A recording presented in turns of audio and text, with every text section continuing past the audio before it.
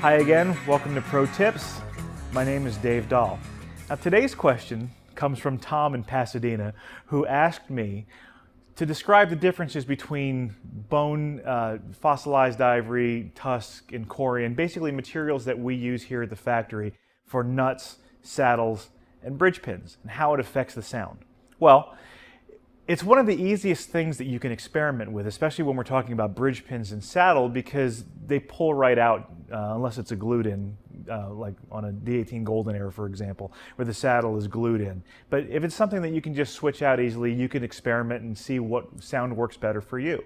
Now, just as an overview, we'll take plastic, for example, because most of our guitars come out of here with plastic bridge pins. It's a good neutral base to work from. It doesn't really alter the sound of the guitar at all. If you want to change and go to something maybe a little bit more bright, bone is a good all-around material both for bridge pins, for saddle, and for nut. You get a lot of really good sustain, you get a good brightness, good definition of sound.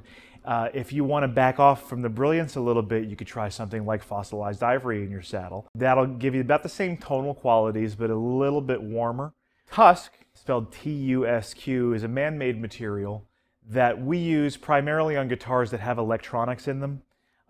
It still has the same tonal properties as bone, good sustain, again, not as brilliant, not quite the same tonal definition. With any of these materials, I invite you to experiment.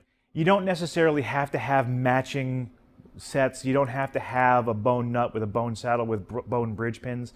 It's perfectly fine to mix and match and experiment, because what sounds good to one person may not be what you're looking for your style of play, for your music. And even if you like, say, all bone bridge pins, nut and saddle material on a rosewood guitar sounds completely different than all of those components on a walnut or mahogany or koa guitar. So again, I invite you to experiment with all of these things. All of these parts are available online and here in our 1833 shop.